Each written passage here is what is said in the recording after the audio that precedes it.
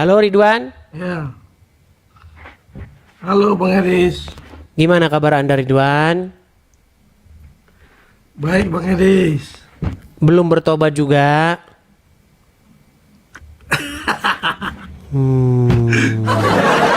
Coba dari apa Bang Edis?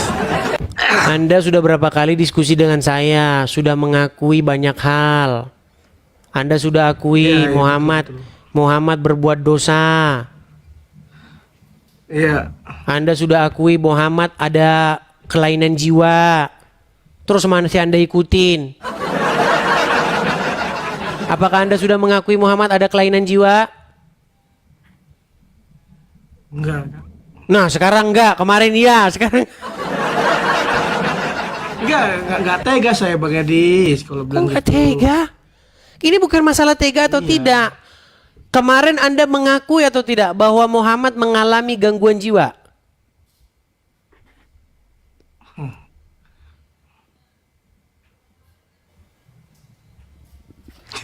Gimana ada ditanya kok diam saja? Kemarin Anda mengakui tidak Muhammad mengalami gangguan jiwa? Enggak ada saya ngakuin. Enggak mengakui. Baik, kita bicara dulu gangguan jiwa itu apa? Apakah pengertian gangguan jiwa? Gila. Enggak waras. Gangguan jiwa itu adalah keadaan jiwa yang terganggu sehingga mengakibatkan orang tidak bisa berpikir sehat, tidak bisa berpikir waras, betul? Betul Bang Edis. Oke, betulkah Muhammad pernah mencoba ingin terjun dari bunuh diri? Saya belum pernah dengar itu. Belum pernah dengar, pantas masih jadi orang Islam. Serius, belum pernah dengar.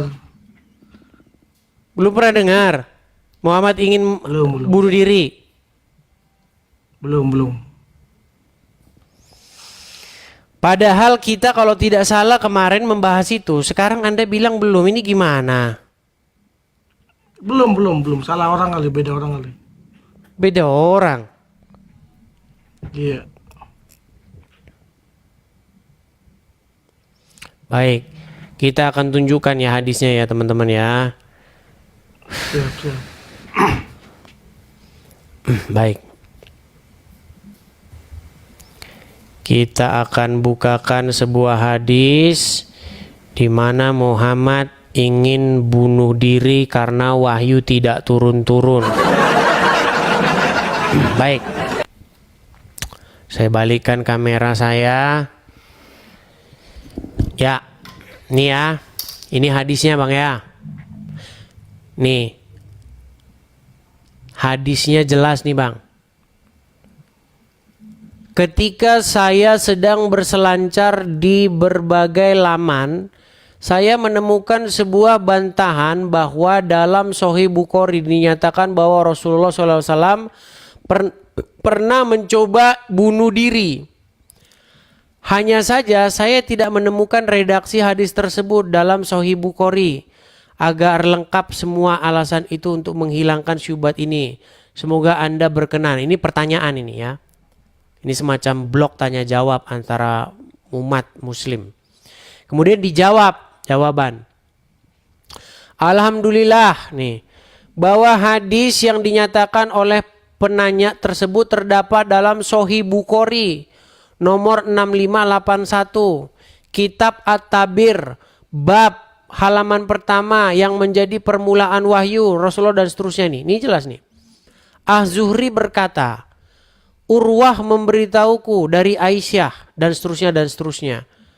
Wahyu terhenti beberapa waktu hingga Nabi SAW bersedih.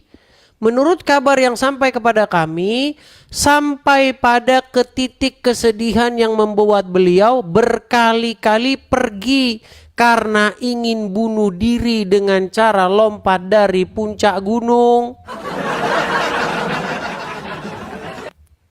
Betul? Betul. Betul nggak? Iya.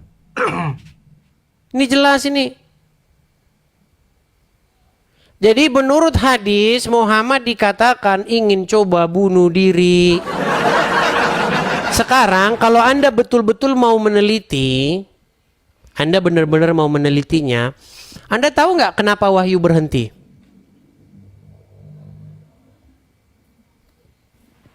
Wahyu.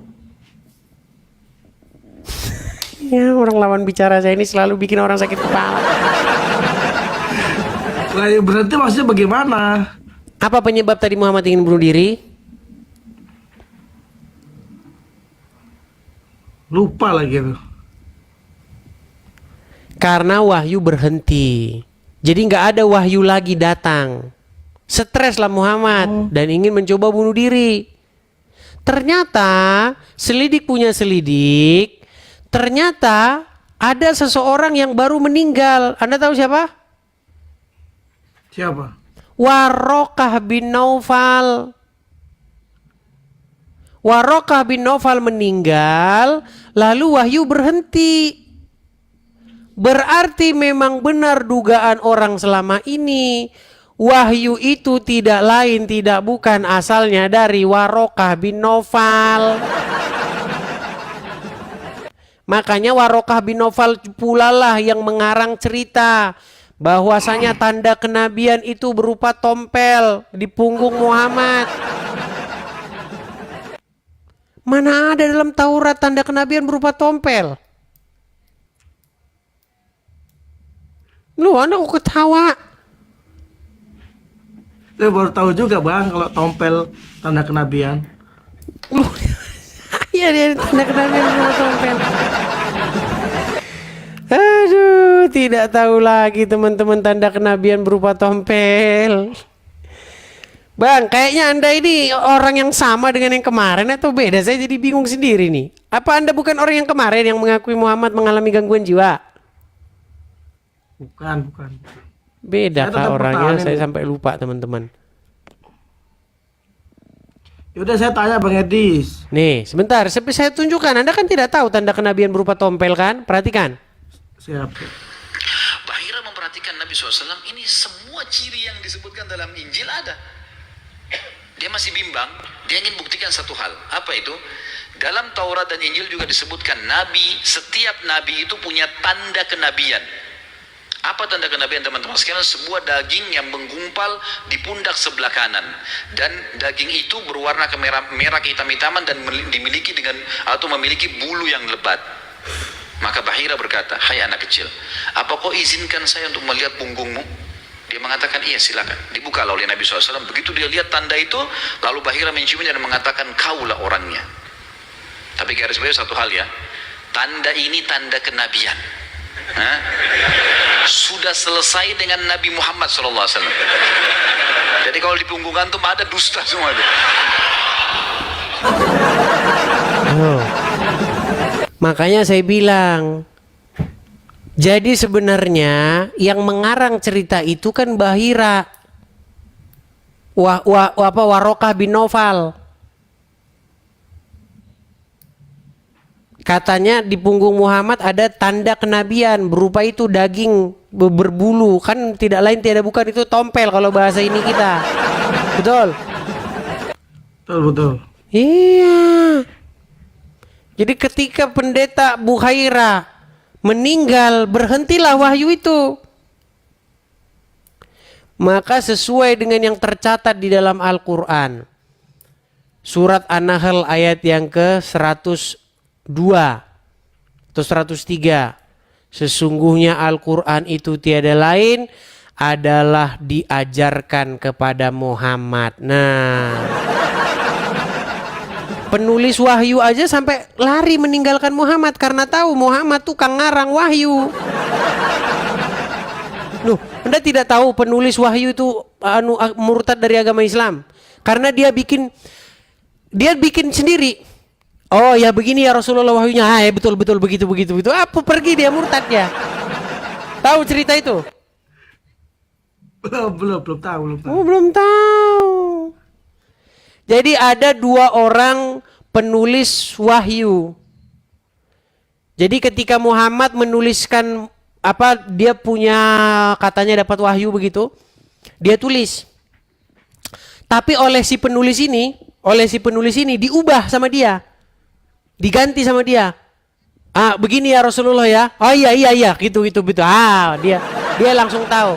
Muhammad tiada lain tiada bukan tukang ngarang. Ada ayatnya. Mau saya tunjukkan ayatnya? Ya, tunjukin lah bang. Mau lihat juga. Anda ini mau belajar tinggi, tapi herannya Anda di titik yang sama masih percaya agama Islam.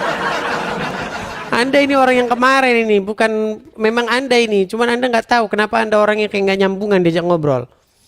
Nih,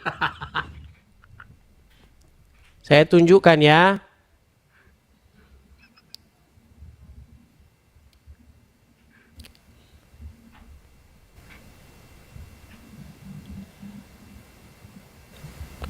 Saya tunjukkan kepada Anda, ada orang yang menulis wahyu, bahkan sekretarisnya Muhammad, murtad. Kita baca ceritanya. Perhatikan. Murtad ke agama apa itu pak? Ya murtad ke agama Nasrani. Nih, perhatikan. Ceritanya ini lucu nih. Dua penulis wahyu yang murtad. Oke, kita baca ya. Di zaman kenabian, dalam berbagai literatur hadis dan sirah, diceritakan ada dua sahabat Nabi yang beliau percaya sebagai sekretarisnya untuk menulis wahyu setelah keluar dari Islam. Dalam hal ini, Bukhari dalam Sahih Al-Bukhari, bab alamat nubuah, dan seterusnya, diriwayatkan dari Anas bin Malik, menceritakan bahwa ada seorang Nasrani dari Bani Najjar yang masuk Islam. Saat masuk Islam, ia membaca dan menulis surat Al-Baqarah dan Ali Imran. Ia pun memiliki kedudukan sebagai sekretaris Nabi. Selanjutnya ia murtad dan kembali memeluk agama Nasrani. Setelah itu, ia berkata, Muhammad tidak mengetahui dariku kecuali apa yang aku tuliskan untuknya. Jadi dia nulis ngarang-ngarang, dia tulis-tulis aja wahyunya. Terus kata Muhammad, ya, begitulah wahyu diturunkan kepadaku. Ini ceritanya lucu. Ya. Kemudian dia dibunuh seperti biasa, bunuh. Muhammad kan sikit-sikit bunuh. Nih, kemudian Allah menakdirkan kematian untuknya. Nih, di saat para kerabat orang itu menguburkan jenazahnya, ternyata tanah bumi tidak mau menerimanya. Mulai azab kubur nih, Indosiar. Ya kan? Bumi memuntahkan kembali jasadnya. Waduh, memang Islam ini memang sangat dibumbui dengan fantasi-fantasi Indosiar. Akibat murtad, maka bumi tidak mau menerima jenazahnya. Ya, awalnya Rasulullah dan